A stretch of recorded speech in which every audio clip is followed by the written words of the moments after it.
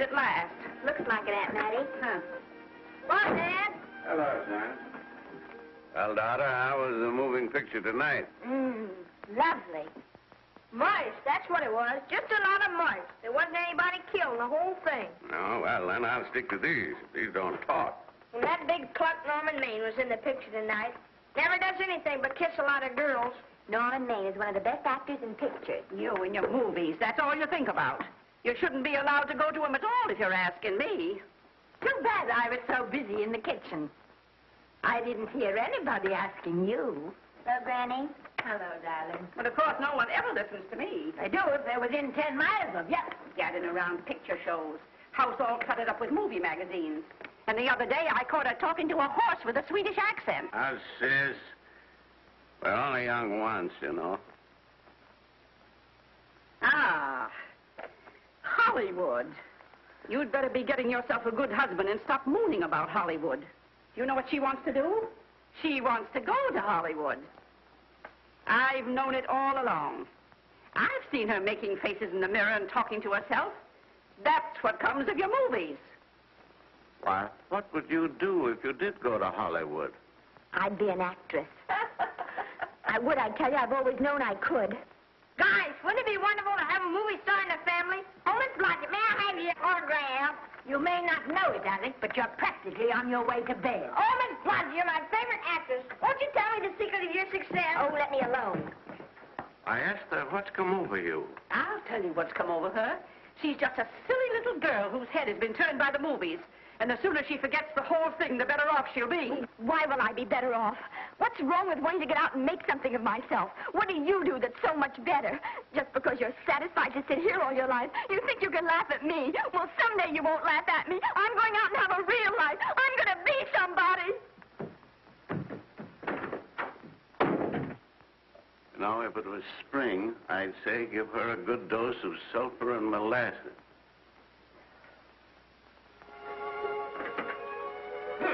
I thought I'd find you. Oh, stop that. Now, stop crying. That isn't going to do you a bit of good. Oh, I'm crying because Aunt Mattie and Alec make me so mad. Well, Alec and Aunt Mattie. Fiddlesticks. They're not important. You're the only one that counts. Esther, everyone in this world who has ever dreamed about better things has been laughed at. Don't you know that? Oh, I suppose I do, but... But there's a difference between dreaming and doing. The dreamers just sit around and moon about how wonderful it would be if only things were different. And the years roll on and they grow old. And by they forget everything, even about their dreams. Oh, I don't want to be like that. I want to be somebody. Oh, yes. You want to be somebody. But you want it to be easy. Oh, you modern girls, give me a pain.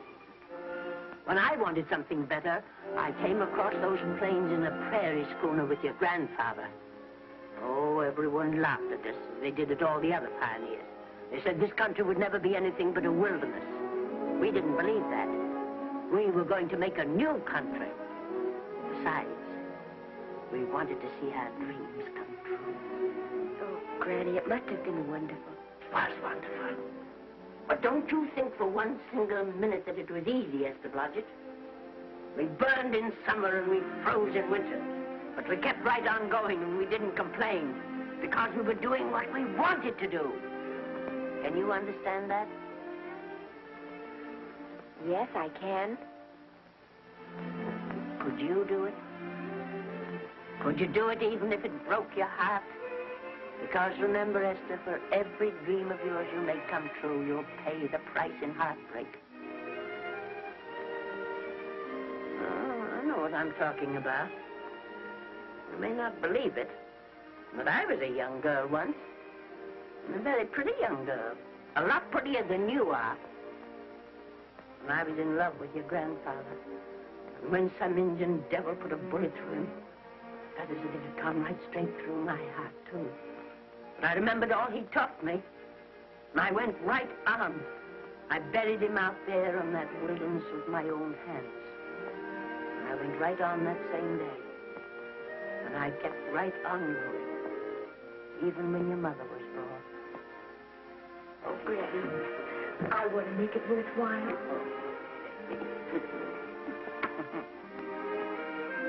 You know, Esther, there'll always be a wilderness to conquer. Maybe Hollywood's your wilderness now. From all I hear, it sounds like it. But if you've got one drop of my blood in your veins, you won't let Mattie or any of her kind break your heart. You'll go right out there and break it yourself. That's your right. Here. Oh, here. Stop that nonsense. Here.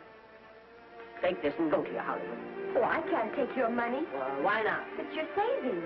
Well, I was only saving up for my funeral. Now I don't think I'm ever going to die.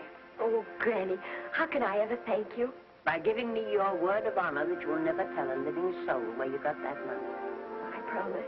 Remember, if you do, I'll have you arrested for robbing me.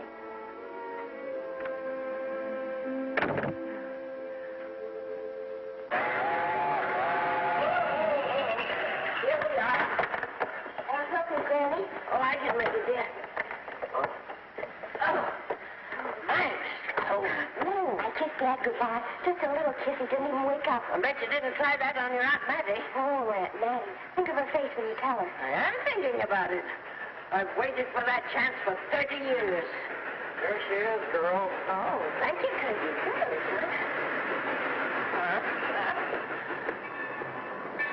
Well, come on. Here's your prairie schooner.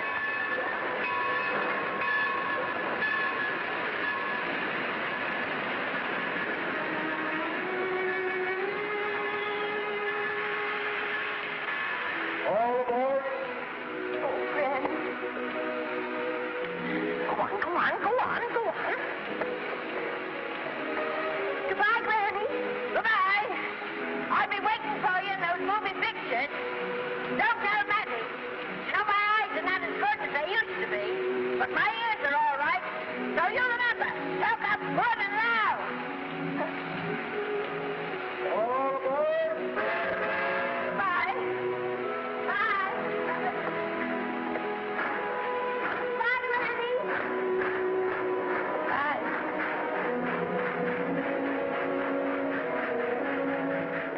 You want to go home now? I don't want to, but I will.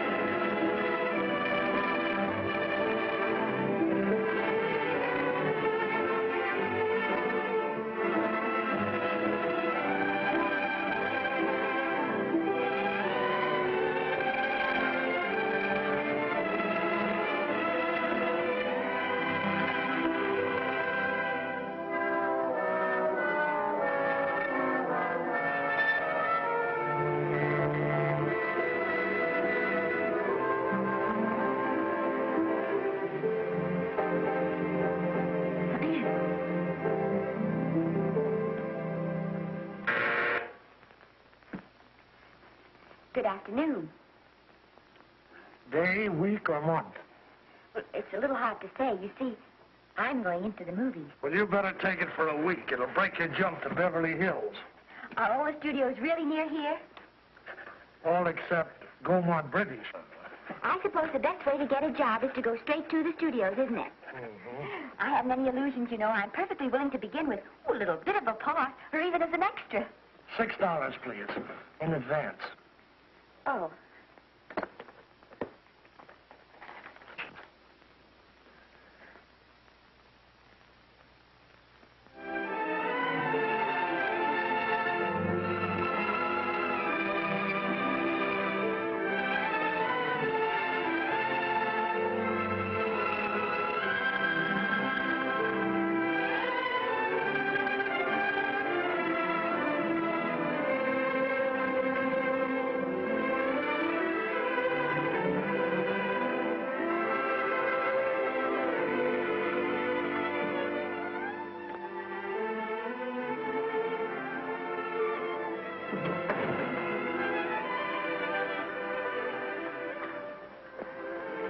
I beg your pardon.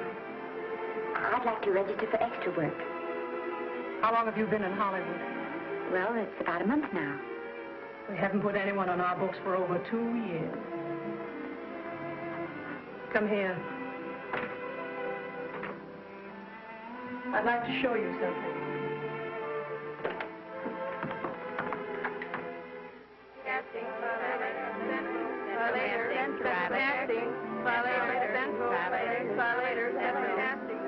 Every time you see one of those little lights flash, it's somebody asking for a job. Every time you hear them say, try later, it means there isn't any job. You can't keep the girls at the switchboard long. They go crazy. Every one of those little lights thought it was going to be a star. Still want to go in the movies?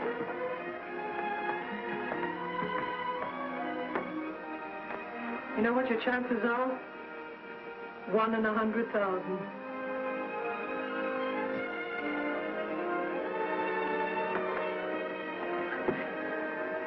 But maybe I'm that one.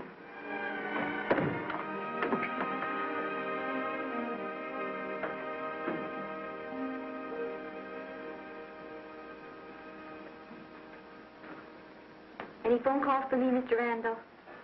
Oh, no. Jesse Lasky and Sammy Goldwyn must be writing letters instead. How's the luck today? There wasn't any. Maybe you don't go at it in the right way. Now take Danny McGuire here. He knows the ropes. Don't you, Danny? Sure, I've had him around my neck for years.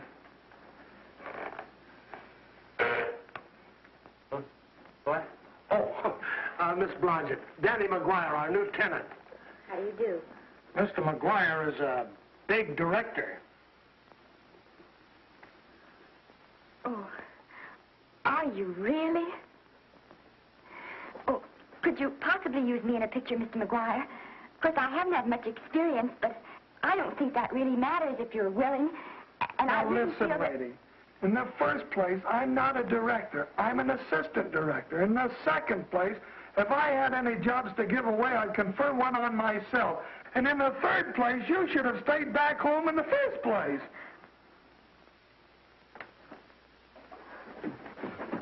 Oh, no, look what you've done. Hey, wait a minute. Hey, don't be that way. Don't do that. Gosh, I didn't mean to get tough, but a guy thinks he's being kidded when somebody asks him for a job and he hasn't got one for himself. After all, I'm not a big enough shot to hurt your feelings. I'm sorry.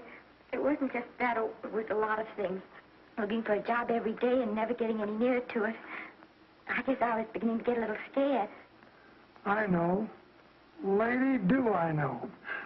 Well, there's only one thing to do for that feeling when you're tired and sunk and down to your last nickel. Come on and I'll buy you a drink. Well, it's not as bad as down to the last nickel. I still got $11 left. $11? You're going to buy me a drink. Come on.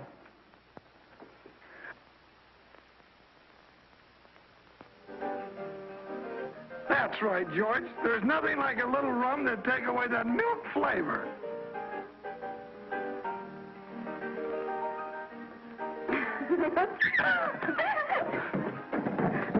I beg your pardon.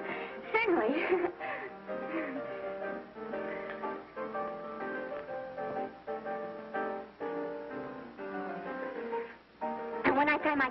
first thing I'm going to do is see that you direct every picture I'm in. That's my pal. Of course, I'm going to be perfectly nice about it, but I'll just insist.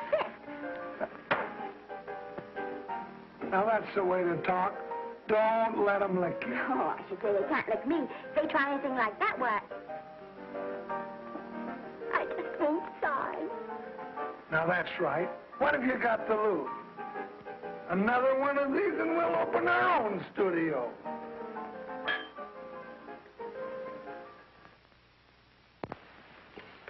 Bill rendered $24. Past due. Remit without further delay. Me.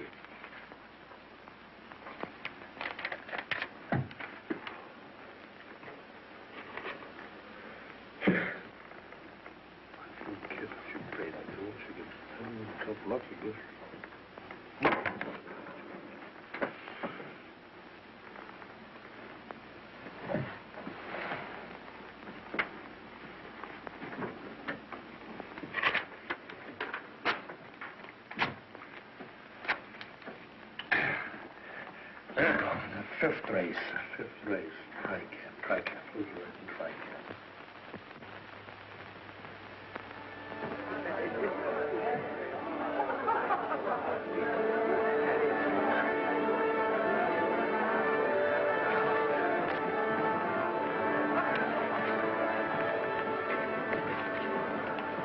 Hey, the program's going to be swell tonight. Now, you take this fella Beethoven. I'm a pushover for him. And Chopin, well, he's not so dusty either. But I kind of wish that once in a while they'd play something you could sort of go out whistling, you know, like Blood Settle, Blood. Well, there's a tune. Hey, why don't you throw your hat in the air or something, can't you? This is a celebration. My job starts tomorrow. I know it does, and I think it's swell, Danny. Gee, I wish you were in on it, too. But, oh, no, it would have to be a war picture. One of those big novelty numbers, a war picture without any beautiful women at the front. Oh, well, something will happen soon. Maybe. Why don't you go home, kid? Oh, Danny, I can't do that. I came here, and I've got to stay. Well, now, if it's on account of money, I can... Oh, thanks. You've given me enough already. Anyhow, this is no time to be worrying. This is a party. Look at all the people. Everybody in the world. Look. That's Norman Maine.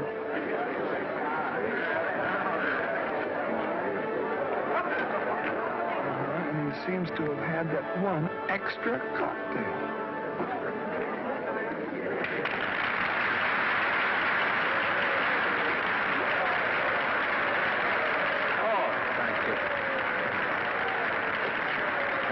Sit down, you dope. That's for the orchestra leader.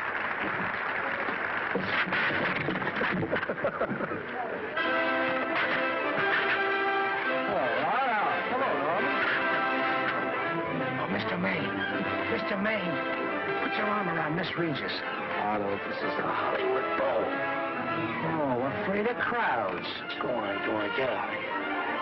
What's the matter? You getting too big to bother with photographers? Don't want any pictures taken now. Oh, is that so? Well, supposing I take it anyway. Well, shove that brownie number 2 of yours down your throat. Thank you, Mr. Maine.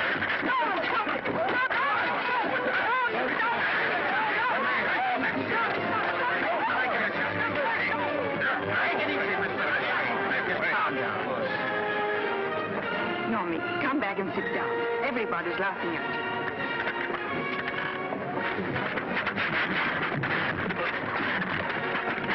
All right. Hi, Norman. Is he always like that? Well, I suppose he has to sleep sometime. Oh, and he's so wonderful on the screen.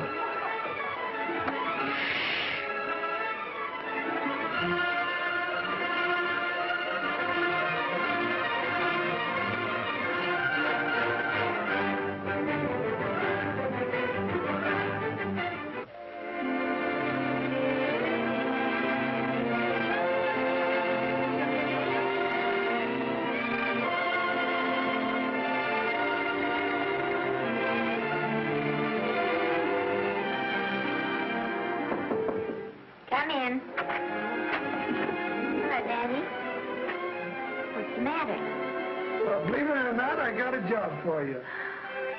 Danny, that's wonderful. When do I go to the studio?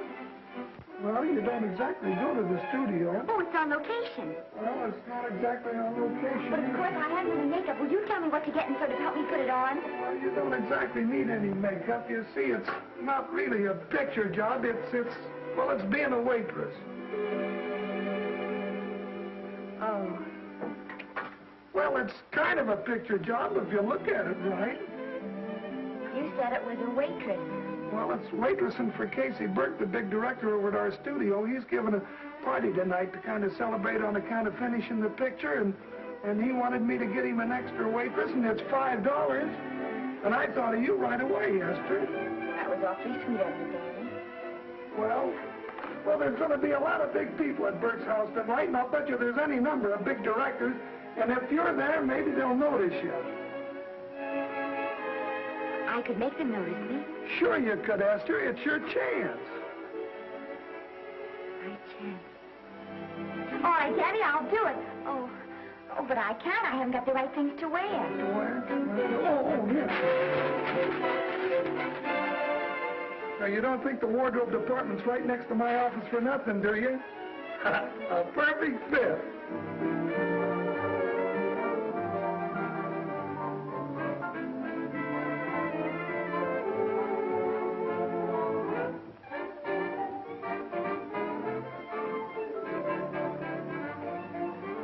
Did you get to the preview last night? I did.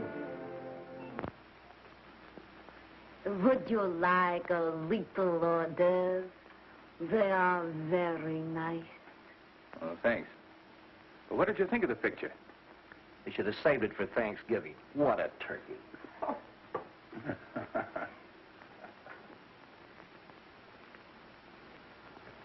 Will you have some hors d'oeuvres? You do like hors d'oeuvres, don't you? I don't think there's anything so enjoyable as hors d'oeuvres before supper, and these are really delightful.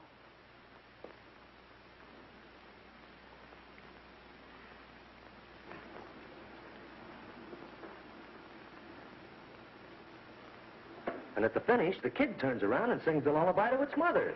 Pardon the big boys, but would you like a little hors d'oeuvre? They say they're the best in town. Don't tell me. I know. Mae West. That's a great twist. But where are you going to find a 2-month-old baby that can sing? Hello, Oliver. Oh, hello, Casey. You want to fire me now? Wait till you see the picture. I'm not a director anymore. I'm a male nurse. What's the matter with the picture? A guy by the name of Norman Maine. His work is beginning to interfere with his drinking. Oliver, don't tell me I'm to direct his next picture, too. Mm-hmm. You were my favorite producer. Now, wait a minute. You just go right on with your directing. I'll take care of these stars. I know how to handle them. I had a serious talk with Norman after that Hollywood Bowl occurrence, and you don't have to worry any more about his behavior. Excuse me, Mr. Niles. Mr. Libby of your publicity department is on the telephone. He says it's most important, sir. It's about Mr. Maine. Thank you. Oh, it's probably just some little thing. Of course, Oliver. I'll turn on the radio and see if they've called out the National Guard yet. Hello, Libby. What's the good word? Mr. Norman Maine, America's Prince Charming, was apprehended driving an ambulance down Wilshire Boulevard with a siren going full blast. He explained he was a tree surgeon on a maternity case. Well, will it be in the papers? No, it won't be in the papers. But that's a nice, expensive hobby of yours, keeping Mr. Maine's informal entertainments out of the public press. Oh, that's fine work, Libby. Try and see that no one gets to Norman. He's probably home sleeping it off. All of them. Why can't you forget those dopes at the studio for one night? Business, business all the time. I don't know what's going to become of you. Norman, why didn't you call for me? Well, by darling, why didn't I call for you? In case you've forgotten, I was supposed to come here with you. Oh, that's all right. I got here without any trouble. The only reason I don't slap your face. Yes, darling, I know. Hello, John.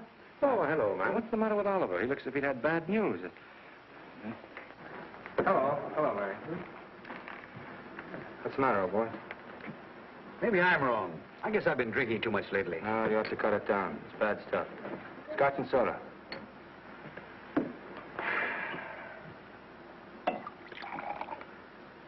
Come on. The word, you know, is pronounced when. Bad dialogue, Oliver. You'd rather not watch this. You know best. Soda. Thank you. Oh. Go ahead and say it. I've got it coming to you. Don't make it tougher on me, Norman. I don't want to stand here and preach, but take a look at my side of it. I'm trying to make pictures with you. I know. Costs are going up, and the grosses are going down. No, it isn't that. I've made lots of money with you, and I can afford to take a loss. But I hate to see you going the way of so many others. Why don't you get Lloyd's to insure you against me? You can't get insurance against a man forgetting who he is. You're a great star, Norman, but there's nobody so big that he can afford to have people refuse to work with him. Who doesn't want to work with me? You... Quiet. Listen, I know plenty of people who do. Yes, and so do I. But your real friends can't stand seeing you start to fall apart. What do you mean by that? The first signs are always the same. Not being able to remember your lines.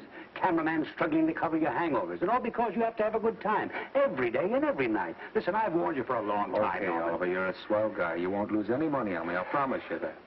I'll be ready for the curtains when the time comes. When it does, here's my epitaph.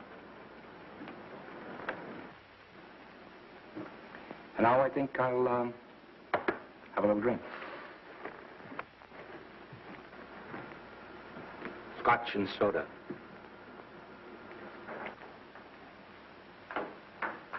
Scotch and soda. Ooh.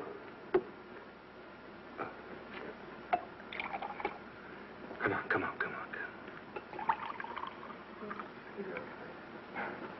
A little soda?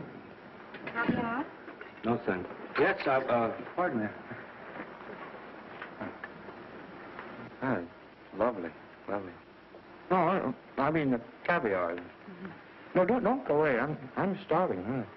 Really. Which would you take? I don't know. You know? I don't know either. It's hard to choose. I think I'll take caviar. Mr. Maine doesn't care for any more. Do you know me? No. Well, Normie doesn't care for any more. I think I shall get very drunk indeed.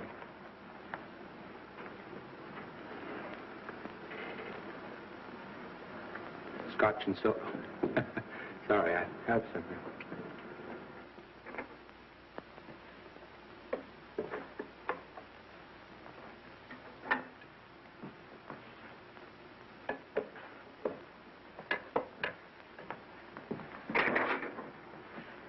Oh. Mind if I help?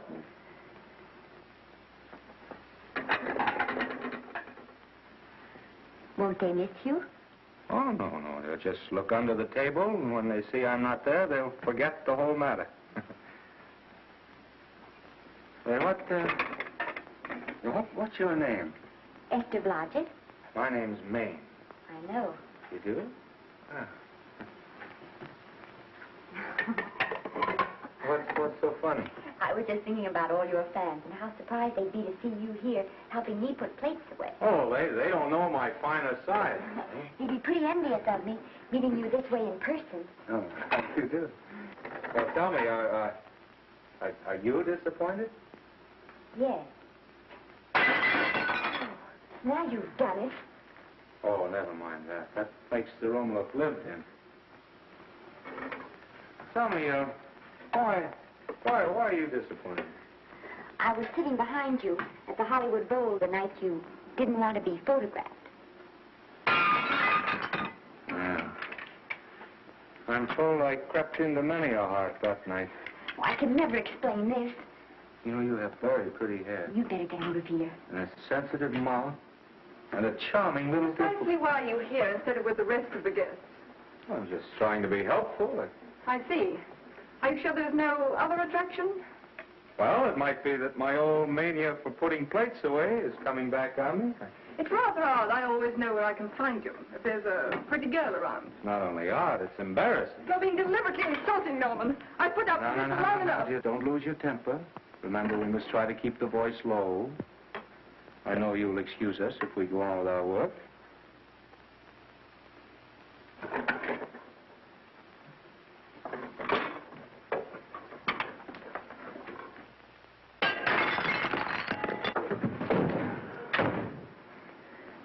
Now see what you've done.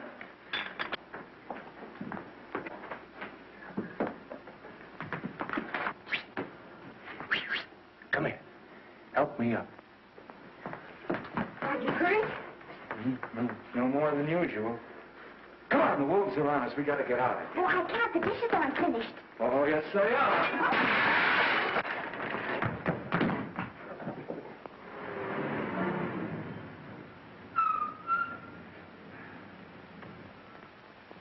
Well, I bet I know what you're going to say now. What?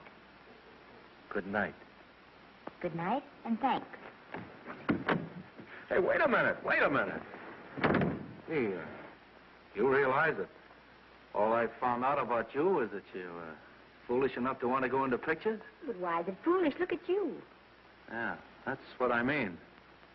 No, I'd rather like to go into this matter a little more thoroughly. Oh, that's awfully nice of you.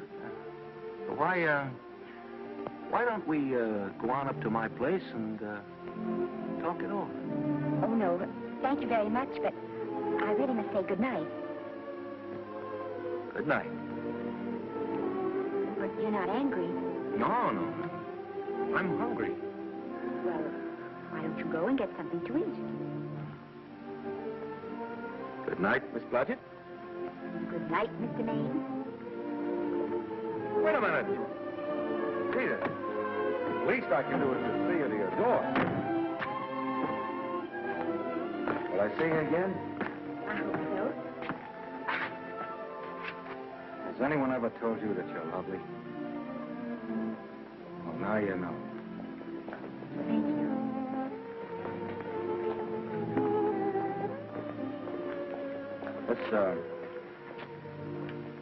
It's hard to say, but I want to say it anyway. You know, on the screen, in private life,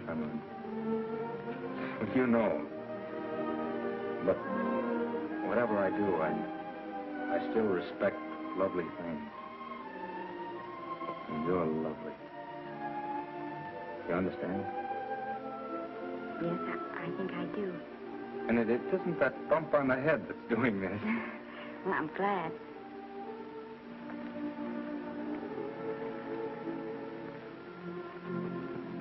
Good night. Good night.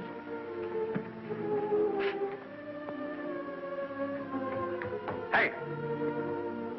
You mind if I take just one more look?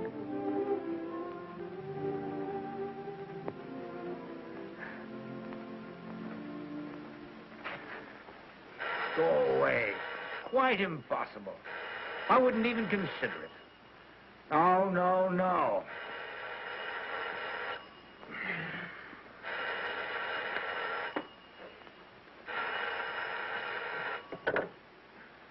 Hello?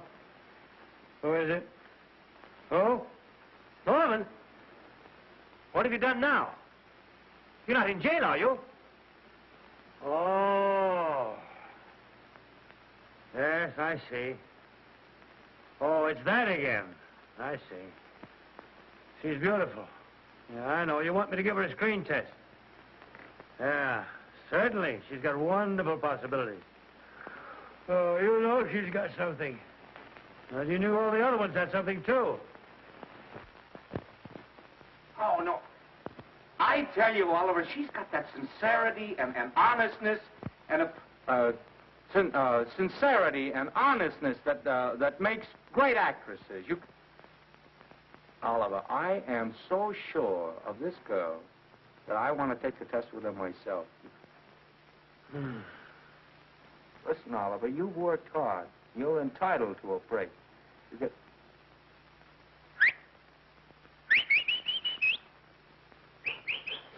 Yes, I heard you. Anything. Yes. Yeah. Oliver, look, you try to get a little sleep now, old man. All right, boy. Good night. Now tell us.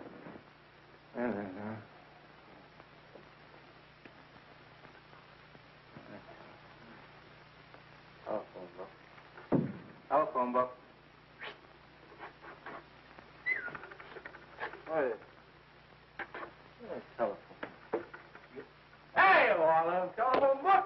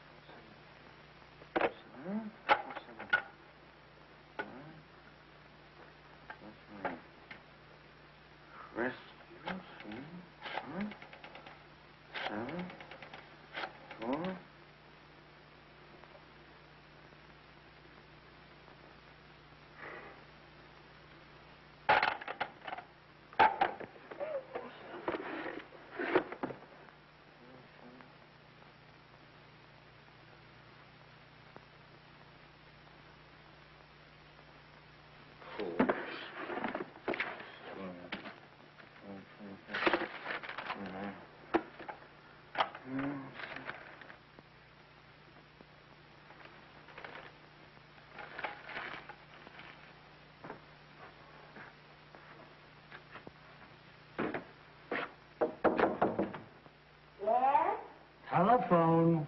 For me? Some drunk trying to be funny says he's Norman Maine. Oh, thanks. I'll be right down. And Miss Blodgett, would you give him a message for me? Tell him it's 3 o'clock in the morning!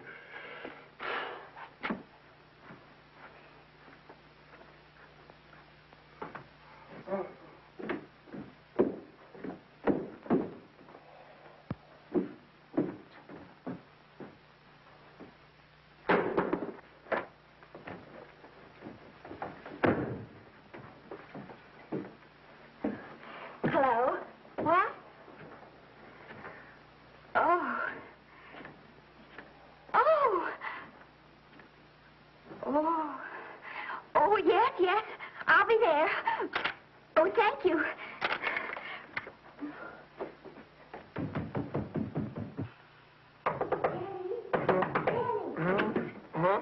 Daddy, what do you think? I'm going to take a test tomorrow, and Norman Maine's helping me do it. I'm taking one, too. Garble's assisting me.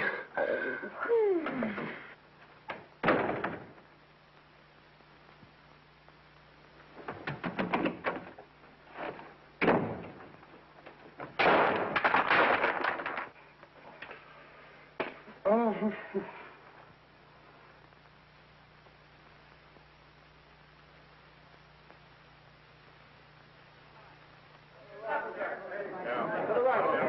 Move that gobo in. With a silk on that broad. No, the Yankee. Is this light too hot for you, Hanley? Okay, but cut down on the backlight. Put a double on that 90. Bring it down a little. That's it. Now put it. Pull down on that 150. Ready to take it. Get pulled down on that 150. Okay.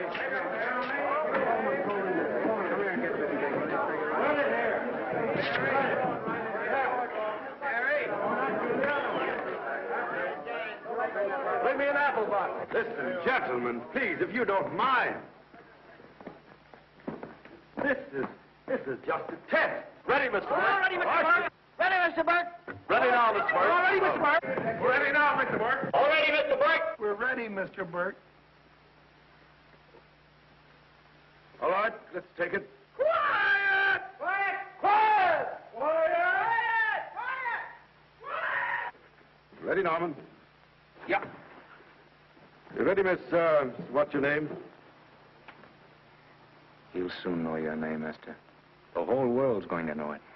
But I'm so scared. Maybe I better not try it today. Oh, come on. Now, don't be foolish. They all had to go through this. Harlow, Lombard, Myrna Loy, and now Esther Blodgett. All right. I'm ready. This is a take. Rolling. Quiet. Hey!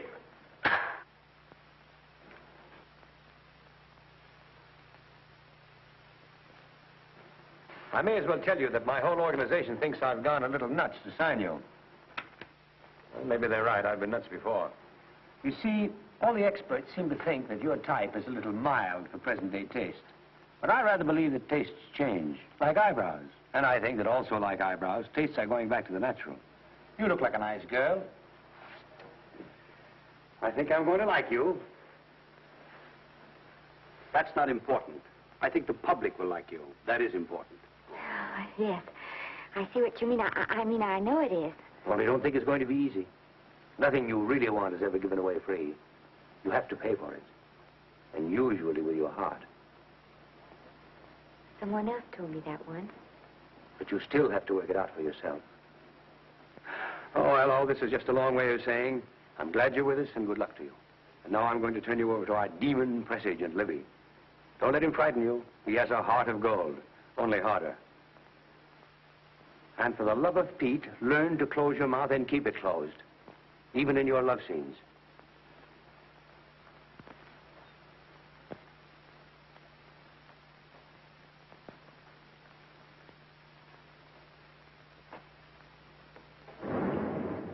Are you a Russian? No, I was born in Fillmore, North Dakota. Oh, no. First saw light of day in a mountain cabin, a trapper's hut, high up in the Rockies. Go on. Well, I always wanted to be an actress. Dreamed of footlights as Lonely Kitty. Are you sure there's no Russian in your family? Positive. That's a shame. Well, what does your father do? He's a farmer. Social registerite father. Fed up with hypocrisies of 400, sought wilderness for consolation. There, amidst the mountain flowers, he raised another blossom. His lovely little daughter. What's your name? Esther Victoria Blodgett.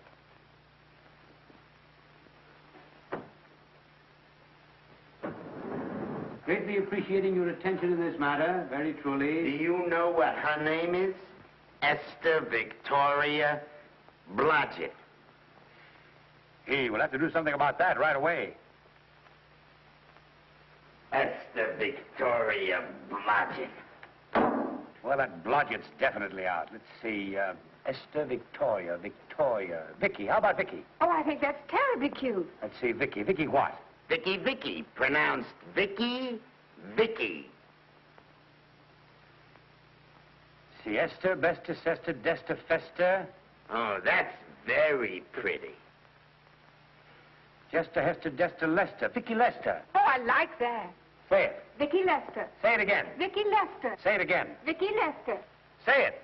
Vicky Lester. Say Vicky Lester. Vicky Lester. Vicky Lester. Vicky Lester. Vicky Lester. Flash. Oliver Nile Studio discovers new starlet, a Cinderella of the Rockies. Her name is Vicky Lester. Those who have peeked tell me she couldn't be more divoon. The face of an angel and such natural talents. Her voice is a symphony. Her very walk, they tell me, is enough to drive men mad. Not that way. Get the lead out of your feet. Lift them up.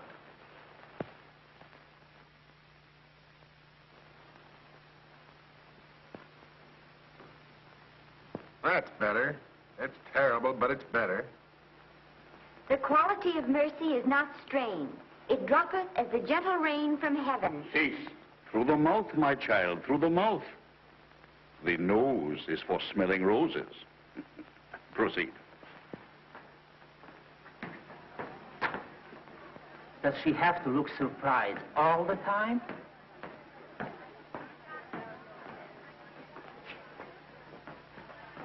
Anyway, it's just a rough sketch. Pretty small mouth, eh? Oh, well. Give her that Crawford smear.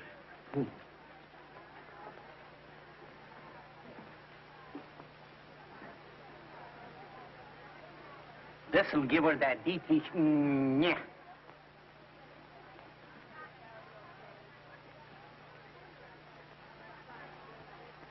We're on the wrong track. She still looks surprised.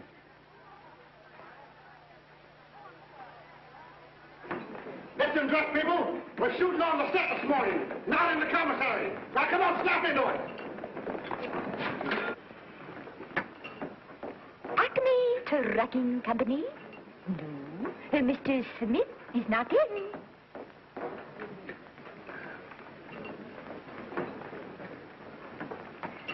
Acme Trucking Company. No. Mr. Smith is not in.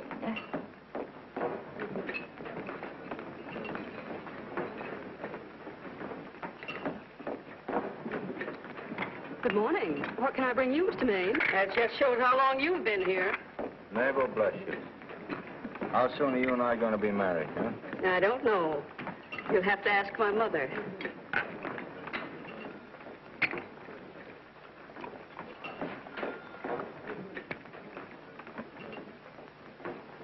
Acme Trucking Company?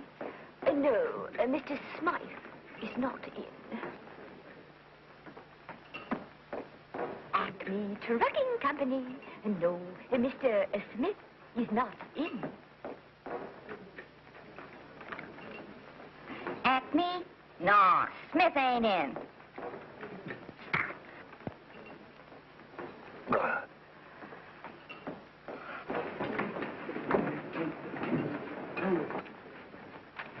Acme Trucking Company? I'd like to speak to Mr. Smith, please. Mr. Smith is not... Oh, Norman. What's all this between you and Smith? I've got a part. It's only one line, but it's in the picture.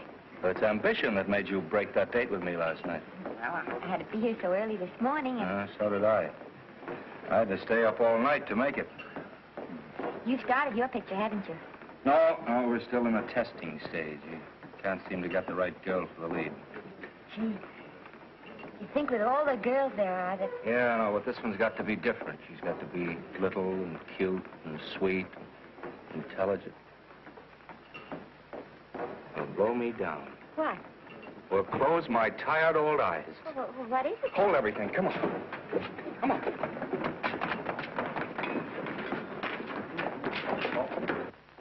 Had you been through the whole casting directory? I'll work day and night, Mr. Niles. And I'll work with her, Oliver. And I can be mean or nasty or anything you want, Mr. Niles. If she clicks, Oliver, you've got a star overnight. Okay.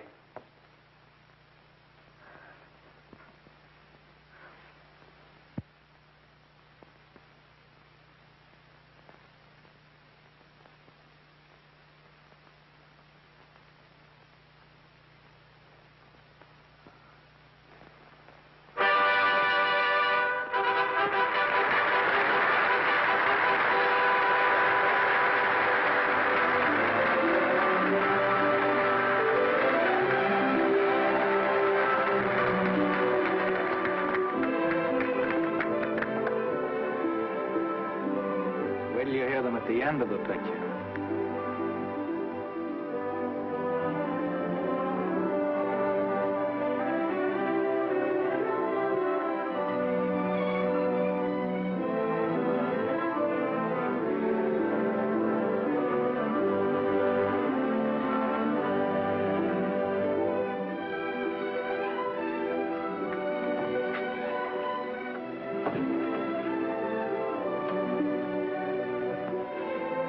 Do you think we were noticed? By no one. They're much too busy playing at croquet. I've loved you all my life. But we only met 2 days ago. That's when my life began.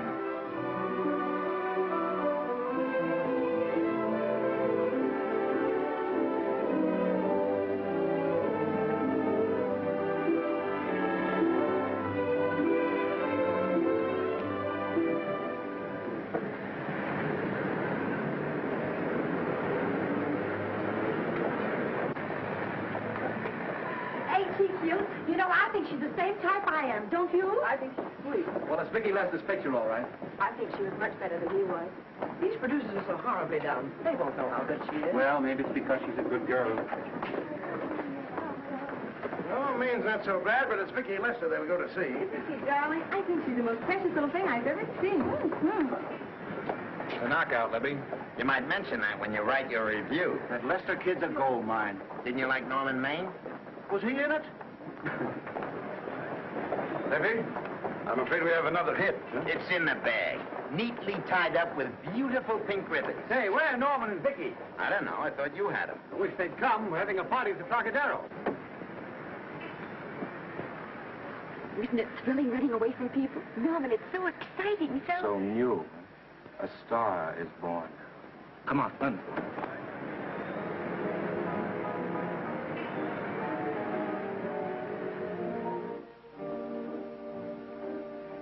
It's wonderful, isn't it? A crazy quilt. Oh. It's a carpet that's spread for you. It's all yours from now on, you know. Come, Esther. You're a success. You'll have everything in the world you want. I hope it'll make you happy. Hasn't it you? Then there was one thing I never had. Lots of times I told myself I'd found it, but I always knew I was lying. Still, I never stopped looking for it. Maybe it'll come. Well, I think it has come, Esther. I only wish it weren't too late. Oh, but it's not too late. Oh, you can't throw away your life the way I've thrown away mine and have anything left that's good enough. No. You can. Norman, you can. You mustn't tell me that, Esther. I'm so afraid that I'll believe it.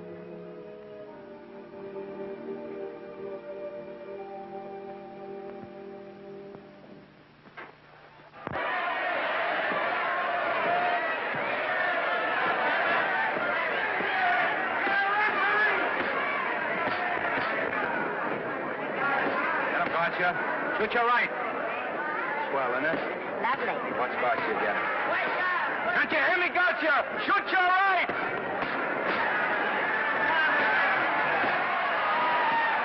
He's down! Gotcha, got him! Gotcha, got him! He did, didn't he? Yeah, but he'll be up, though. You like it? Sure I did. You like me? Sure I did. That reminds me, will you marry me? No, thank you.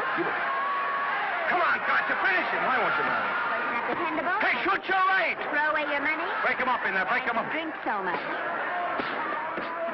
Well, suppose I quit drinking. Yes? Come on, Gotcha, shoot the right in there, the right! Suppose I save my money. Yes? There he goes, let him have it! Suppose I became absolutely dependable on all occasions. Yes?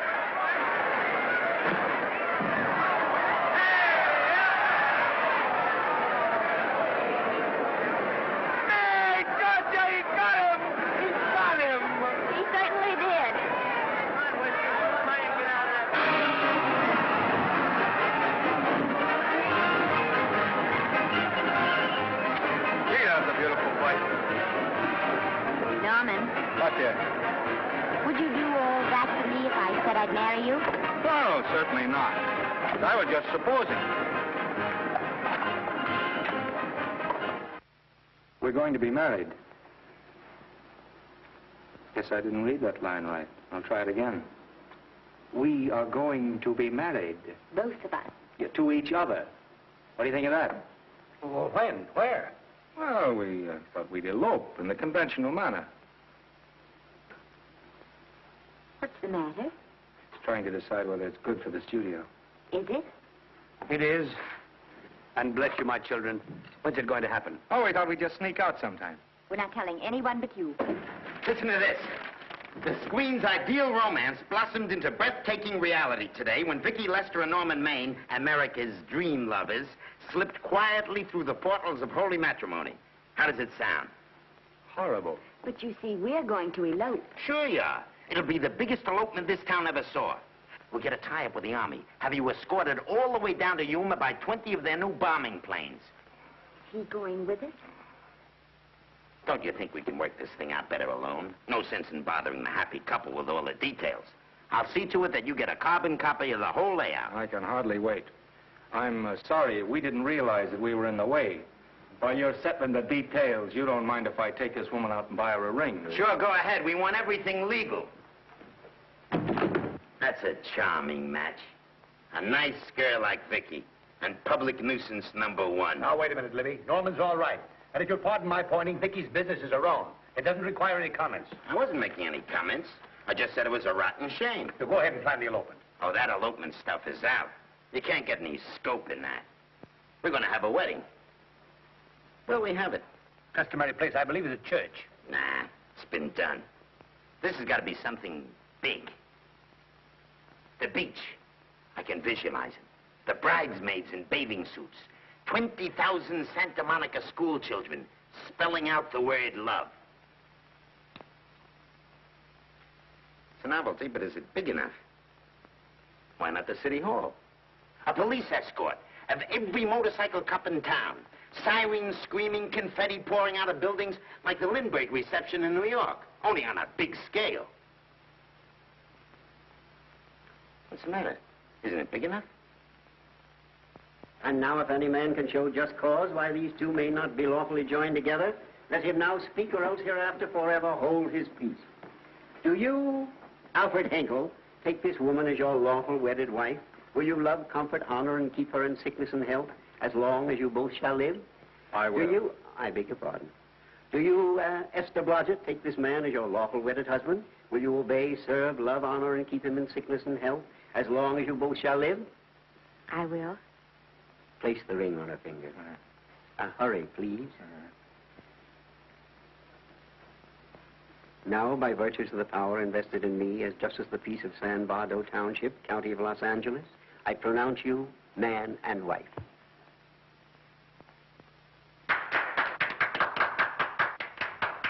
Quiet! And now I must exercise my prerogative of office. I hope you'll be very happy, Mrs. Hinkle. Thank you. Thank you, sir. Oh, Thank you Danny. very much. Now, if you'll please sign the license. Oh, yeah. You know, Mrs. Hinkle, I can't help but believe I've seen you somewhere before. Oh, really? Well, I believe this is the first time I've ever been in San Bardo. You know, your face is familiar, too, Really? Mr. Hinkle. There you are, sir. Thank you very much. Oh, Here's your thank you, receipt. sir. Thank you. Goodbye. Goodbye. See you again. Yes, goodbye. No, I don't. Let me now, see. No. Yeah, I think you got by with it. But it was close. That JP was just beginning to remember where he'd seen it. Well, anyway, we got away from Libby. Hello, sir. If you will be kind enough to glance between my shoulder blades, Mr. and Mrs. Henkel, you will find there a knife buried to the hilt. On the handle are your initials. Lovely to have seen you, Libby. Hold it, wait. Hold it, Danny.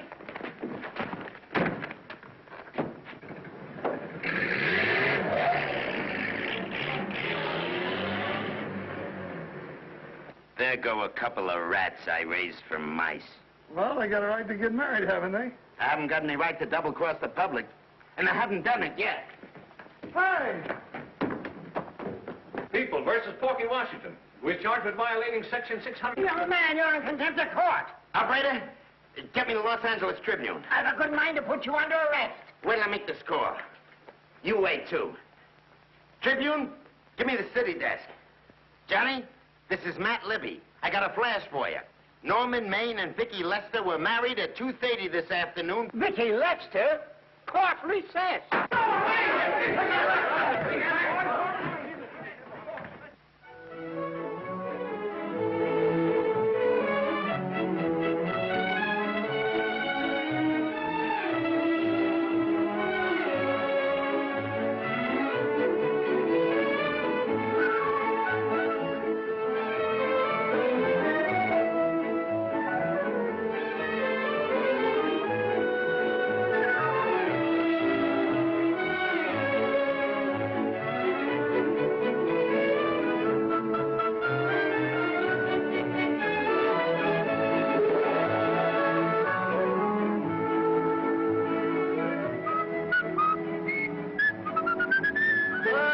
me a horse, a great big horse, a great big buckaroo, and let me wahoo, wahoo,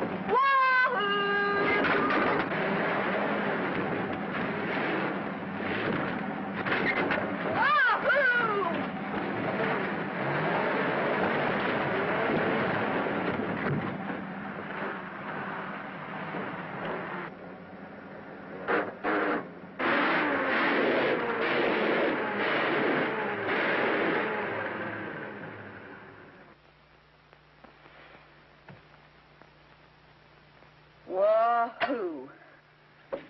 Wahoo. I don't want to sound immodest, but I think I've stripped a gear. Well, sit down, won't you, and let's get acquainted. We'll probably be seeing quite a bit of each other from now on. No. Might just as well break the ice now as later.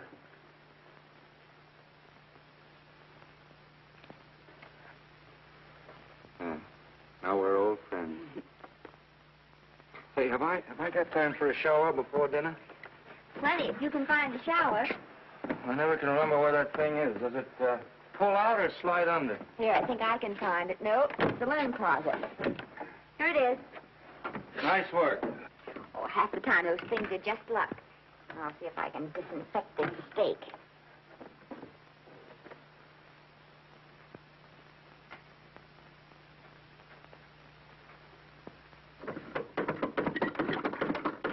Yeah, Esther, there's no soap. Here. Thank you.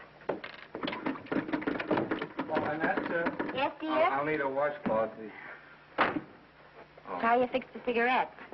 And you know I never smoke underwater. Well, what do I do to make this thing work? Pull that gadget at the top and pray for rain. Well, I can't reach it. I can't get my hands up. If you've gone in there with your arms down, you'll never get your bath. Unless you're a contortionist. Yeah, well, I'm not a contortionist, and don't throw that up to me now. You knew it when you married me. Will you close this door, please?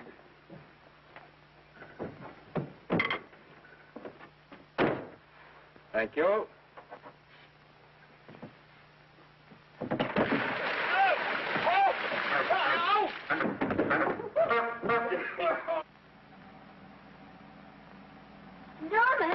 Norman, here comes the car. You got it? Huh? Here, quick. Quick what? Quick, go out and stop them and ask for help. Oh, I'll catch cold. Oh, you'll get warm again. Yeah, don't, dear. They'll recognize me. Now, you keep your face down. Go on. There may not be another car for a week. What? Howdy, partner. Howdy. Stuck? Yeah, how'd you guess it? Can you get us some help? Well, I reckon not. You know, it's a long way to town. We're pretty busy down at the place. Well, I got to get out of here. I've got my wife with me. Don't she like the country? No, and we're short of food. There's a lot of game in them woods. You know, well, my wife can't shoot. Well, you're sure up against it. Sorry I can't do anything for you. Well, wait, listen, I'll be frank with you. I'm Norman Maine. Who? Norman Maine. Well, my name is Judd Baker. Glad to have met you. Well, so long. Hey, wait a minute. Listen, you don't... So you're Norman Maine.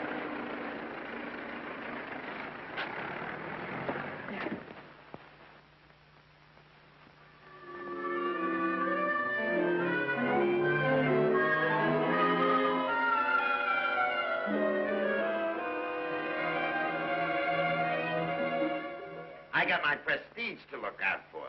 I'm supposed to be the best publicity man in the racket. And they laughed themselves sick when I even tried to get a decent mention of Maine. Yes, I know how sensitive you are, Libby, and I don't like to see your feelings hurt. Thanks, boss. Now, Vicky, there's a dish for free space. But if Maine swam across the Pacific, the papers would keep it a secret. Well, the exhibitors don't like him, the critics don't like him, the public don't like him, and I don't like him. Who likes him?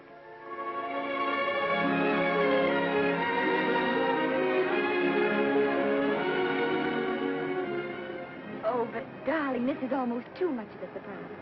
And there I was in my touching innocence, thinking we were going to live at the beach house. Oh, we'll still keep the place at Malibu.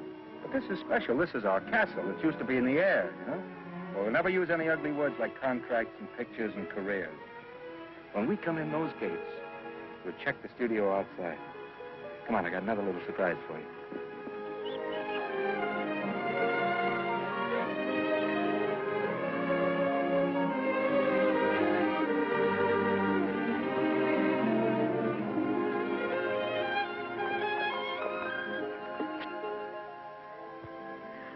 Norman, it's lovely. So are you lovely. The whole world's lovely. Hey, hold it!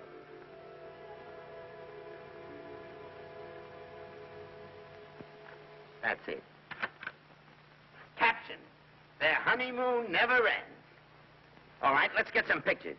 Now, if the bride will sit here and the groom stand behind her, we'll have something unique. Now let's go after something different. You sit down and she'll stand up. Pretty radical, isn't it? Yeah, but in a nice way. Okay, Otto, fire. Caption: their honeymoon begins anew. Ah, the producer. Caption: their honeymoon ceases abruptly. Hello, Oliver, glad to see you. Oh, I'm glad you're back. Thank you. Vicky, how well you're looking. Hello, Oliver. Am I interrupting? Yes, thank you. Just want a couple more pictures. That's enough of both of them. What they're asking for is exclusives of Miss Lester. Alone. Oh, I see. Well, come on, Oliver, let you and me get exclusive. See you later, Vicky. But don't worry, Otto. My camera smashing days are over. They ain't your only days that are over. Oh, hold that, Miss Lester. Gorgeous. Well, Oliver, how's the dividend situation? Very pleasant. I think we'll show $2 million on the next quarter. Oh, smart move of mine to sell my stock, eh? Oh, well, when you need money, you need it. Well, some people save up for just such an event. There's bound to be a rainy day occasionally. Yeah, but as a citizen of California, I've always refused to admit that. Yes, I know, but still it does rain. Well, anyway, you can thank me for some of those dividends of yours. Mm-hmm. Oh, can't you? Oh, sure. That was a little too quick, Oliver. What's the matter? The Enchanted Hour was a smash hit, wasn't it? Well, it made Vicky a star overnight. Yes, it should have. What about me? Oh, let's talk about business at the office, Norman. Beautiful pool you have here. Beautiful. Oh, now let's talk about it here. Didn't they like me? Well, maybe the pot wasn't just right. It was the best part of the year. Look, Oliver. You think I'm slipping? Can you take it? Yeah, go ahead. The tense is wrong. You're not slipping. You've slipped. Oh, my fan mail's still big. Norman. Fans will write to anybody for a photograph. It only costs 3 cents for a stamp, and that makes photographs cheaper than wallpaper. But every 25 cents they pay for a theater ticket buys them the right to be a critic. And your last few performances, Norman, have not pleased your critics.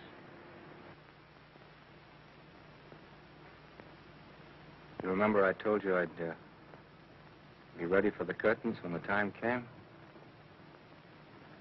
Here it is. Let's call off the contract, no hard feelings. We're not quitting, either of us. There's no explaining these things. We've all seen how the public turns. Maybe we can turn them back. I've got a swell script lined up for you. About Esther. You think that I'm going to get in her way? Well, as a matter of fact, as it happens, there's no part in this story for her. I'd more or less planned to star her in a picture of her own, with that young Pemberton opposite her. He's coming along nicely. Good for young Pemberton. All right, Oliver. We'll make a try at it. Let's hope it's not too late.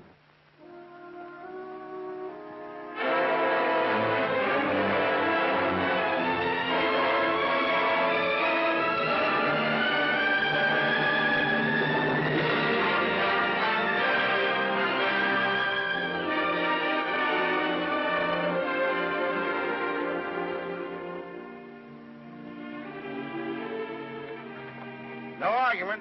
I'll buy those. Huh. The screen's most finished actor. I'll say he's finished. He keeps them away in droves.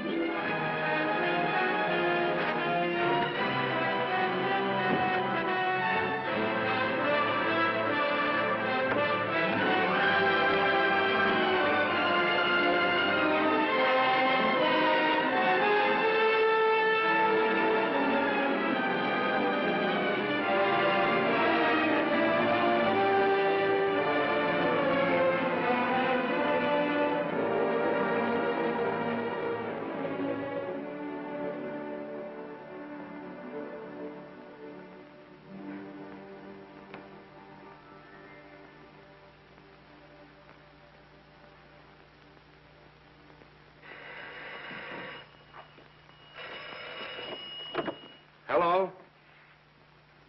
No, Miss Lester isn't home as yet. No, I'm not the butler. But I can take a message just as well as he can, honest. Oh, is that you, Norman? Swell. Listen, Norman, this is Artie Carver. Hiya, kid. Swell. Say, I hear you're through with Oliver Niles. Is that on the level? Please, Artie, I'm not news anymore. Forget it. Say, what kind of a settlement did you make on your contract? Give me a figure so I can do a story on it. There was no money involved. We just called it quits. Okay, I'll fill in my own figure. Say, by the way, I've been trying to get an interview with Vicky for 2 weeks, but she's always busy. How about you giving an old pal a break by speaking to her for me? Sure, I'll ask her. Swell. So long.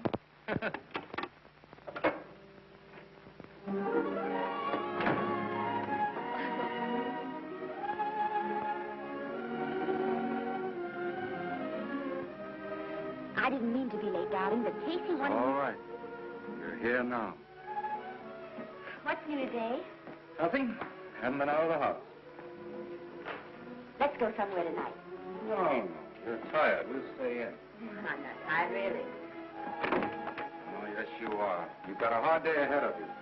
Anyway, I see so little of you, I'd like to have you to myself. Oh, but it's a servant's night out. We haven't any... Yes, we have. I fixed a little snack with my own lily white hands. I'm learning to cook in my spare time. Then I think I'll marry you. I get it. You want to make an honest cook of me. Comes in on wheels in this joint.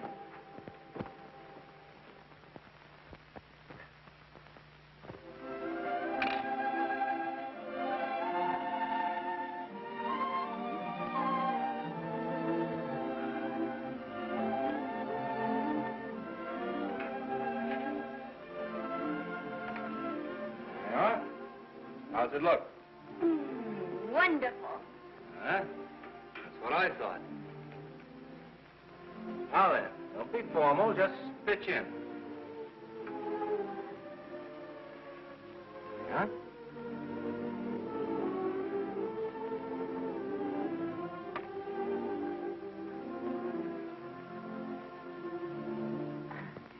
I'm afraid my mouth's not quite big enough. I'll measure it next time and make them to size. A little hard to lift, too. In fact, I think I'll take those measurements right now.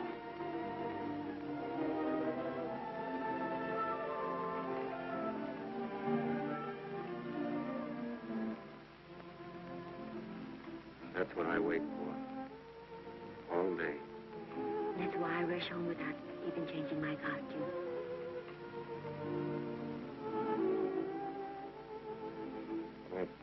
We're forgetting that we're hungry.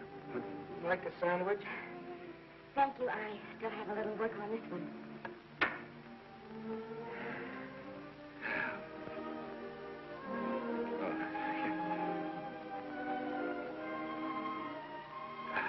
Norman, will you unhook my dress? I can't breathe. Mm-hmm. You know, all the time I thought it was the kiss that made you breathless. A lot of hooks, huh? Why don't you have a zipper? That's a good idea. You better? Yes.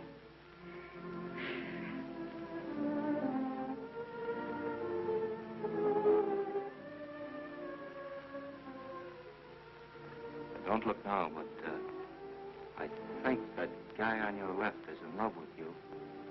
I hope so.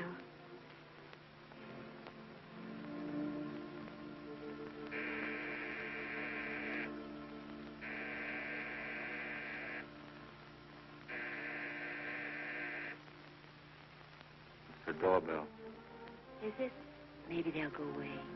Oh, I never do at a time like this. Come here. Just a minute, dear. I'll be right back.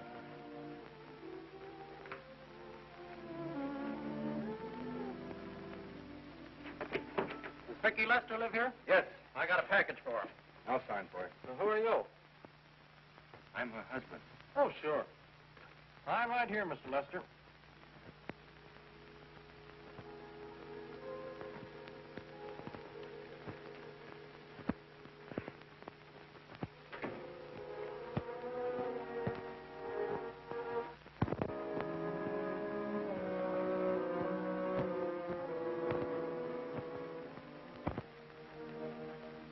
Package for you. Oh, by the way, I forgot to tell you, they want you for a benefit at the Shrine Auditorium next Wednesday night. I told them I'd ask you. And, Oh, darling, I don't want to hear about that now. Well, you better wait till I finish before I forget them all. The Academy dinner secretary phoned. She wants to know if you want a table reserved for you. Oh, yes, Artie Carver called and asked if I'd use my influence with you to get him an interview. I told him I'd try. That was all, I think. Oh, Norman, let's don't talk about those things now. We're forgetting the wonderful food you prepared. Oh, I'm not very hungry now. I think I'll fix me a little drink. No.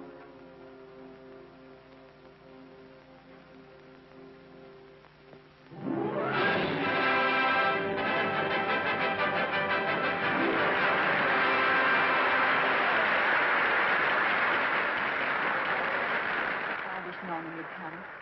Stop worrying. And think how nice that statuette is going to look on your mantelpiece. Do you suppose anything's happened to him? But of course not. He's just been held up in traffic. You think about that statuette. And now we arrive at the climax of the annual dinner of the Academy of Motion Picture Arts and Sciences, the highest award within our power to bestow. We have already applauded with our hearts as well as our hands, while awards are being given those gentlemen who during the past year have rendered distinguished service to the motion picture industry. We now pay honor to the ladies, or rather to one lady. We offer to her the Academy Award for the finest performance of the past year. She has already had the world's acclaim, but this is the tribute of her fellow workers, the men and women of this industry. It is not only my pleasure, but my privilege to present this award to the actress who created the unforgettable Anna in Dream Without End, Miss Vicki Lester.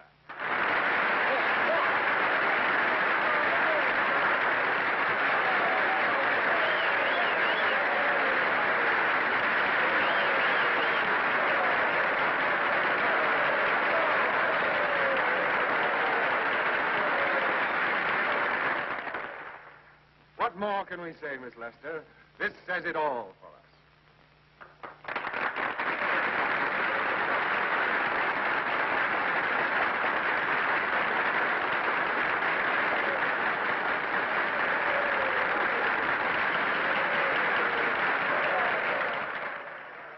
Ladies and gentlemen, when something like this happens to you, and you try to tell how you feel about it, you find that out of all the words in the world, there are only two that really mean anything. Thank you. All I can do is to say them to you from my heart. All I can do is to keep on saying them. Hey, that's fine. All the thing. That's a very pretty speech, my dear. Very pretty. You said the right thing. I want to be the very first one to congratulate you on that valuable little piece of bric-a-brac.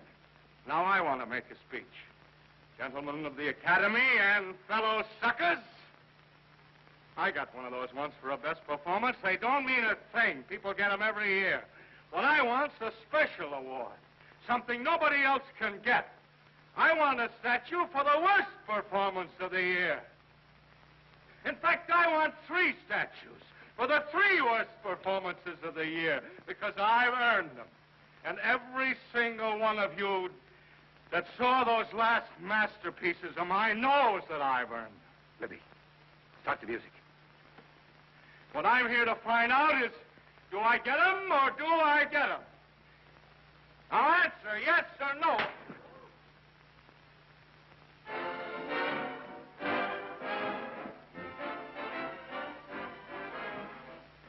Norman, darling, let's go and sit down.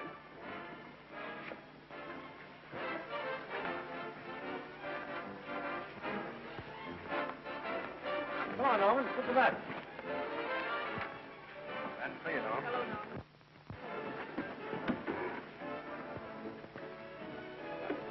Hello, Norman, how are you? Hi, Oliver. My dear, do let me congratulate you. You must be terribly proud and happy tonight. Thank you.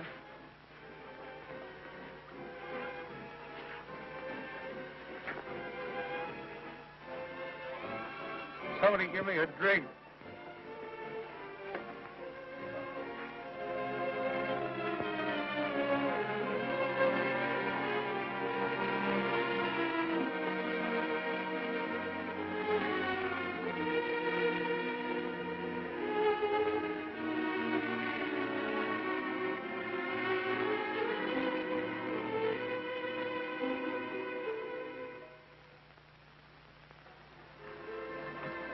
Oliver, nice of you to come to my dressing room. Vicky, how are you? I missed you. Everyone's missed you. Have a nice trip. Well, a 3-month tour of the theater circuit scarcely comes under the head of pleasure.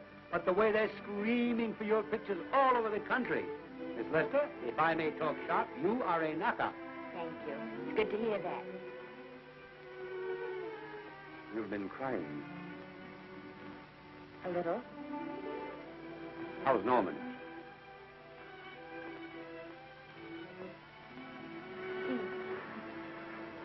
Well, he's trying awfully hard, Oliver. Letting Norman leave this studio was the hardest thing I ever did. There was nothing else I could do. I know. Has he been... Is he all right? He's gone to a sanitarium. He really wants to stop drinking. And I think he could only... Well, perhaps if he could start working again, it would be some encouragement. Oh, Oliver, could you do that? Oh, thank you. But he mustn't ever know I told you. He won't know, and you mustn't worry. I want you to keep up your good work in this picture. I'll try, Oliver. That's the one thing I can do for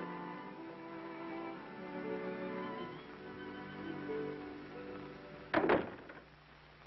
If you'll just sit here, Mr. Niles, I'll have Mr. Maine brought down. Thank you.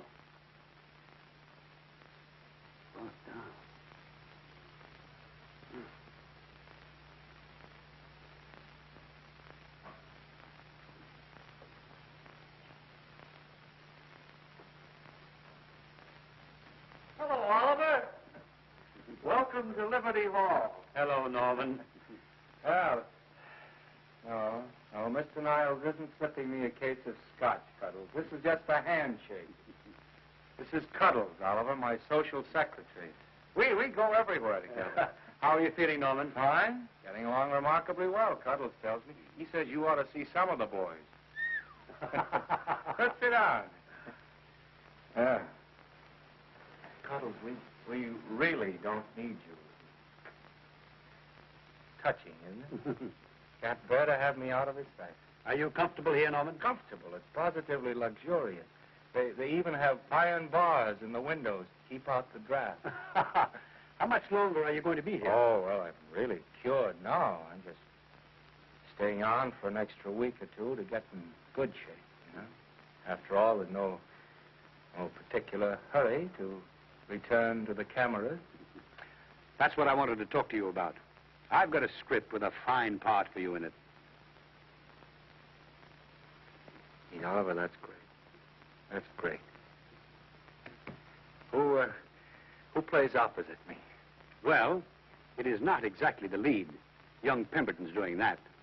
But I tell you frankly, I consider your part better than the lead.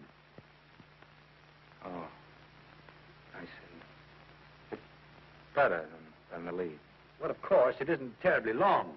But it's one of those parts that makes an impression on you. They'll be thinking about you all through the picture. Mm-hmm.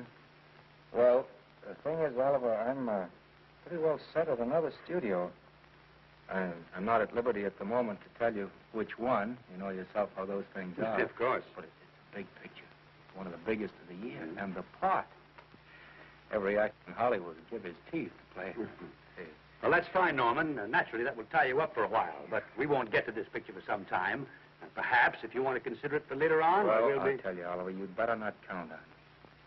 See, I've got several pictures lined up after this one, and they're talking to me about England. You know, they're doing some very interesting things over there, you know? Mm-hmm. Hey. What is it, Cuddles? Speak right out. We all love you. For dinner. Oh, here we dine at 5:30 here. Makes the nights longer. Well, goodbye, Norman. I'm glad to see you getting along so well. Be out in no time. I'll have to introduce myself all over to a lot of people. They won't know me when I'm not drinking. Goodbye. Goodbye, Norman. Thanks for dropping in. Well, Cuddles? Alone at last, eh?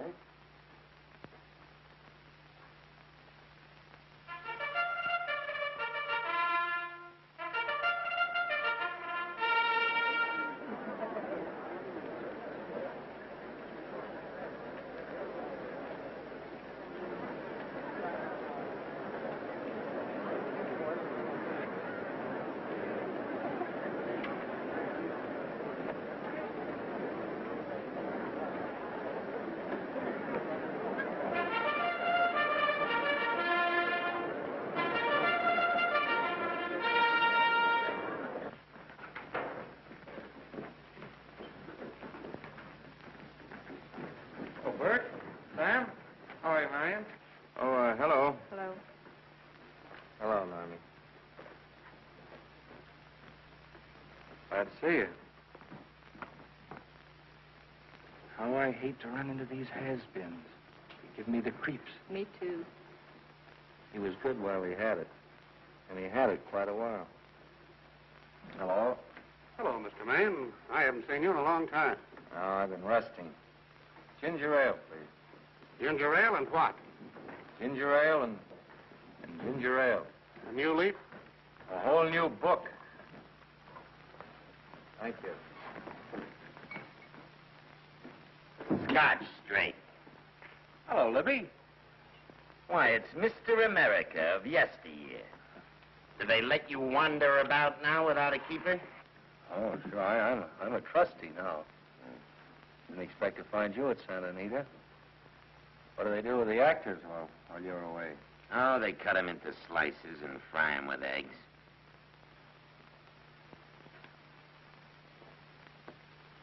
I suppose you'll be here all the time, now that you've retired from the hurly-burly of the silver screen. Well, we're living down in Malibu now, and pretty lonesome with Esther away working all day. Well, I wouldn't squawk about that if I were you. It's nice to have somebody in the family making a living. Oh, wait a minute, Libby. I don't want to forget that we're friends. Friends, my eye. Say, listen, I got you out of jams because I had to. It was my job, not because I was your friend.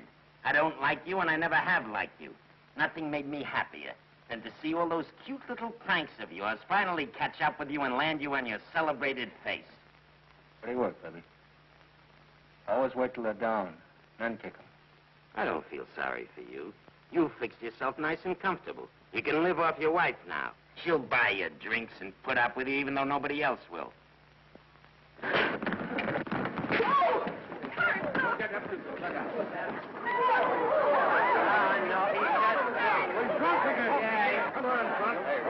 a minute. Come on outside for you, wife. I'm Norman Maine. Oh, it's not my fault. Oh, don't bother to toss him out. He's harmless. All right, Mr. Libby, if you say so. Sure, let him go. What can he do? He can't fight any better than he can act.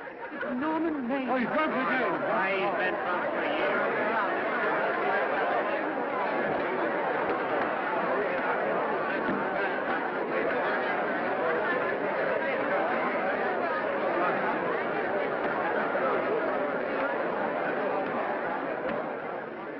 Give me a scotch. Double. Leave the bottle here.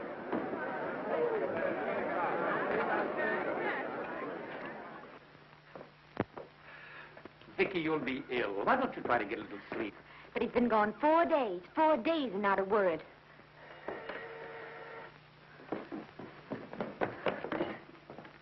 Oliver, I can't. I just can't. Hello? No, this is Oliver Niles speaking. What? Where? Thank you. What is it? Nothing. Oliver, tell me.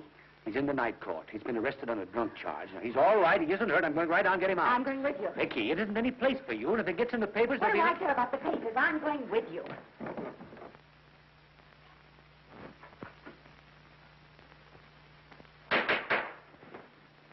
Division 30, Municipal Court, County Los Angeles, now in session. The Honorable Judge J. Parrish presiding.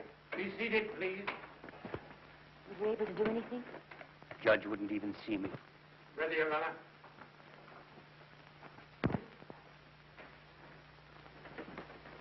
I want to advise you that you're entitled to be represented by counsel, to be confronted by the witnesses that may testify against you, to compel witnesses to attend on your behalf to a public and speedy trial by the court or by a jury, and the right to be admitted to bail. Call the first five. Gregory, Hale, Haynes, Rodriguez, come. Come on, boys, get over here. Go ahead. Move along. William Gregory. Yes. Plain drunk, picked up at 5th in town. Asleep in the gutter. 14 similar offenses in the past 6 months. Still at it, Gregory. How do you plead? I don't feel so good. I didn't ask you how you feel. I asked you how you plead. Guilty, I guess. When did you get out the last time? Just before Christmas. Well, I'm sorry you'll have to miss New Year's. You'll be out in time for Washington's birthday in 60 days. Milton Rails. Plain drunk, picked up on Brooklyn Avenue, given treatment at receiving hospital, then removed to jail. How old are you, Rails? 17, sir. Did you take a good look at those men in the cell with you last night? Yes, sir. And have you taken a good look at yourself this morning? No, sir. Well, I suggest that you do. $5 or 2 days. Sentence suspended. Oh, Judge. Alfred Henkel, more commonly known as Norman Maine. Drunk and disorderly. Cracked car into tree at Sunset and Coronado. Evidently been drinking for days. Resisted arrest and injured one of the arresting officers. How do you plead? Guilty. You're Norman Maine, the actor, aren't you? You've come pretty low, haven't you? There isn't a man here who's had the advantages you've had. Look what you've done with them. You're nothing but an irresponsible drunk, driving about the streets with the power to inflict death or injury on innocent people. I think you'd better deny you that power for a while. 90 days in the city jail. Please wait.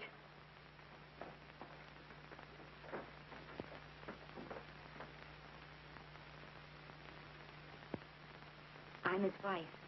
Yes, I recognize you, Miss Lester. Please, Judge. I promise you this won't happen again. I'll be responsible for him. If you just won't send him there. You realize that this man, when drunk, is obviously a menace to public safety? And you realize, too, Miss Lester, the responsibility you'll be assuming to this court and to the Commonwealth. I do. Sentence suspended. Prisoner remanded to custody of wife. Thank you. You can get in at the jail entrance, madam. Jose Rodriguez. Plain drunk, picked up at 1st and Maine. Second offense. How do you plead? I think I'm guilty, Your Honor. 60 days.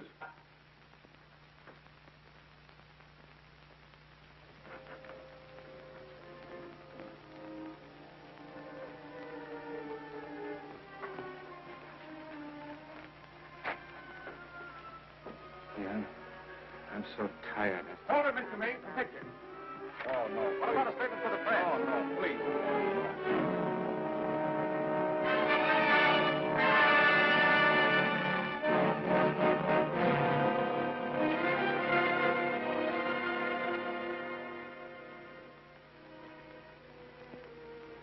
He's asleep innocently all day. It's the best thing for him. Awful to see this happen to someone you love. And know in your heart that it can't get any better. I only know that all I can do now is stay with him and try to help him. So will I. And between us, we'll take care of him. You're very fond of him, aren't you, Oliver? I'm very fond of both. Then I know you'll understand what I have to tell you. And after what happened last night, I think you already know what it is. I can't do any more pictures. I'm going away for good with Norman. You can't do that, Vicky. You're at the very peak of your success. And you've worked so hard to achieve it. That's what's been wrong. And I've thought it all out. Maybe if I hadn't been away from him so much, last night and what went before, it wouldn't have happened. I know it's too late to think about that now, but it may not be too late to go away with him and start over somewhere. It's your life you're giving up, Vicky. so I can try to give Norman back his. Can you honestly tell me I'm wrong to do it?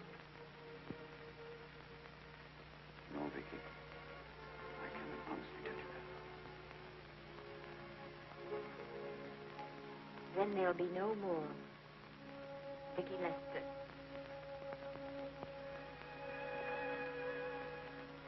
Come on, go to the door.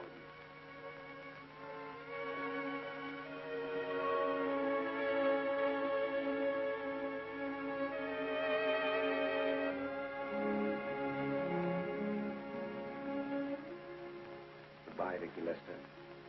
You were a grand girl. Good luck, Mrs. Norman Maine.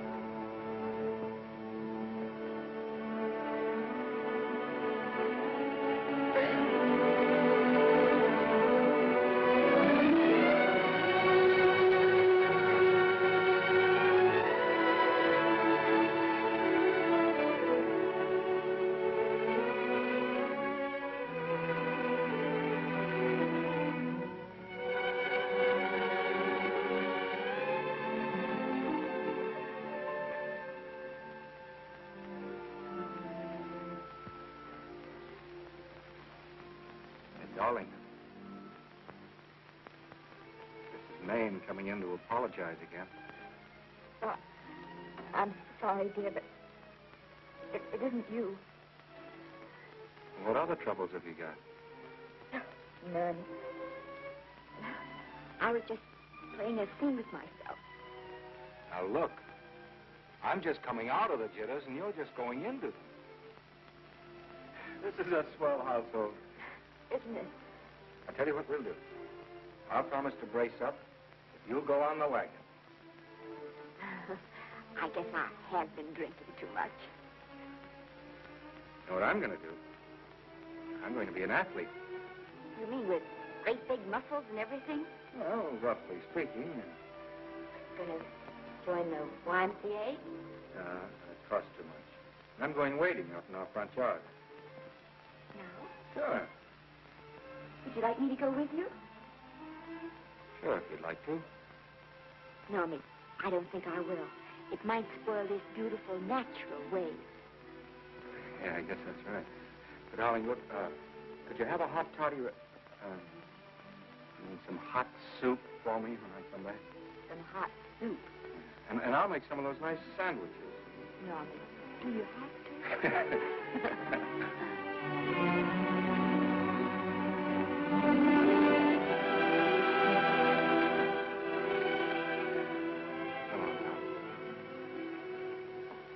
Now, don't stay in too long.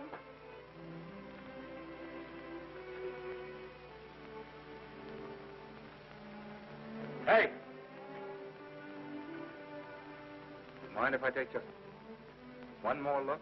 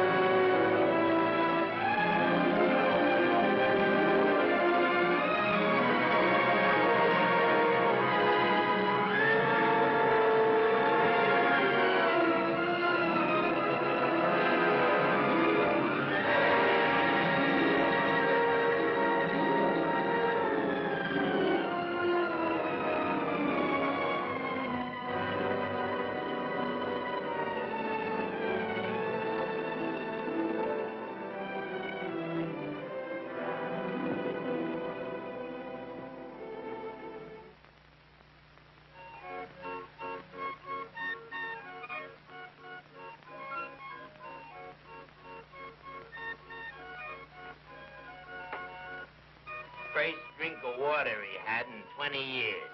And then he had to get it by accident. Pardon. How do you wire congratulations to the Pacific Ocean?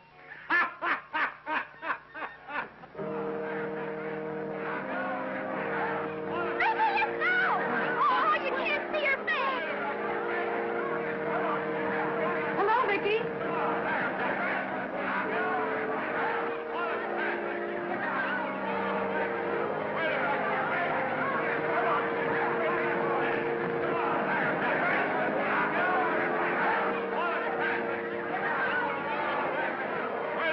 Can't you? Come on, Vicky, let's see your face. Vicky, will you sign my book for me like Mrs. Norman Maine? Don't you care, Vicky? You get over it. Stand back, can't you? Don't you cry, dearie. He wasn't so much.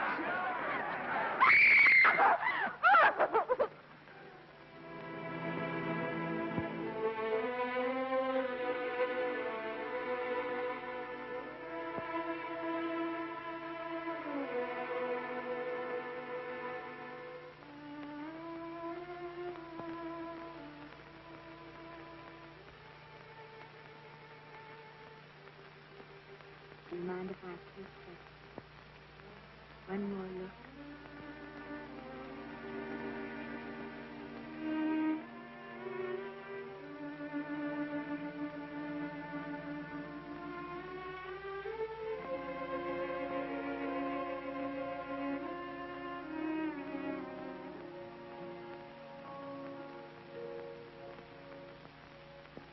Here are the paychecks for the servants, Graves.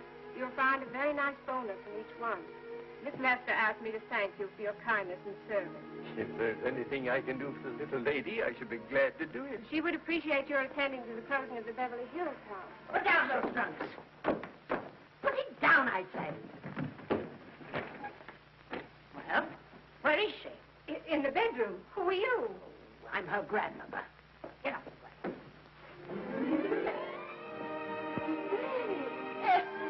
Granny, darling. Oh, I'm so glad to see you. What made you come? Oh, I know when I'm needed. Now get out of here. Go on. Get out of here, all of you. I want to talk to my granddaughter alone. I came just as quickly as I could, but I'm going home. I sent you a wire yesterday.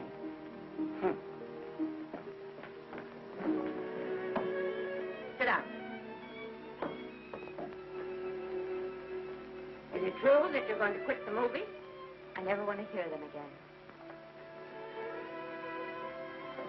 What are you running away from, little girl? I'm not running away. It's just that I can't go on. My heart isn't in it anymore. Once I told you if you get what you want, you have to give your heart in exchange. And you said you were willing. You remember? I remember. It seems to me that you got more than you bargained for. More fame, more success, even more personal happiness. Maybe more unhappiness. But you did make a bargain. And now you're whining over it. I don't think I'd feel so very proud of myself if I were you, Esther. I'm not, Granny. My mind's made up. Well, and I'm sorry I gave you the money to come out here. It just wasted. Oh, but Granny... I was proud of you, Esther. I was proud to be the grandmother of Vicky Lester.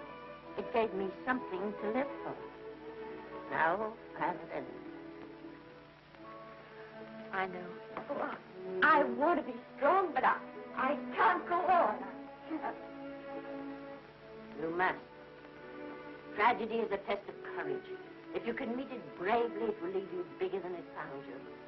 If not, then you'll have to live all your life as a coward. Because no matter where you may run, you can never run away from yourself. I never knew Norman Maine. He wrote me a very sweet letter when you were married. He said you told him how much I meant to you. And I know just how much you must have meant to him. You know, Esther, I can't believe that wherever he is, he can be very happy, knowing that his death broke the spirit of the little girl he praised me so highly for raising. And I can't believe that he can be very proud, knowing that all his great love did for you was to make you a quitter. The car is ready, Miss Lester. We'll have to go now to make the train.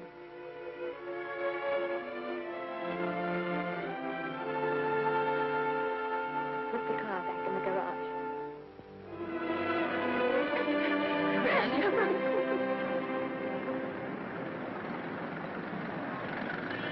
The entire picture industry has come to the Chinese theater for this opening tonight. It has come to pay tribute to a great star on her long-awaited return to the screen in what has been called her greatest performance. It has come to pay tribute to the girl herself. The girl who has won the heart of Hollywood. The girl who has won the heart of the world. Miss Vicki Lester. And if I'm not mistaken, Miss Lester's car has just driven up. Yes, it is she.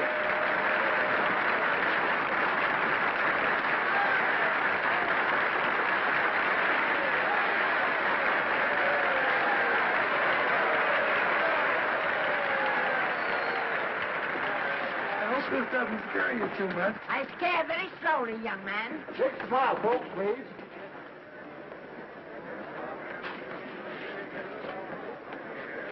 They'll have your mug, your face, plastered across half the papers in the country tomorrow. How do I look? Oh, you look swell. You're a liar, but I like you. And here's Miss Lester's grandmother. Won't you say a few words to the radio audience, please? Say something, Letty. You know, we've got a thing like that back home where they all listen in on, but we call it a party line. Won't you say something, please? They're listening. Maybe some of you people listening in dream about coming to Hollywood. Maybe some of you get pretty discouraged. Well, when you do, you just think about me. It took me over 60 years to get here, but here I am, and here I mean to stay. Thank you very much.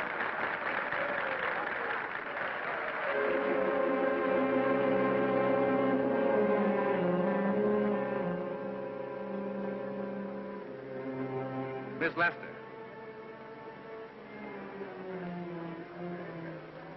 This microphone is on an international hookup. Throughout the world, your fans are hoping that you'll say a few words to them.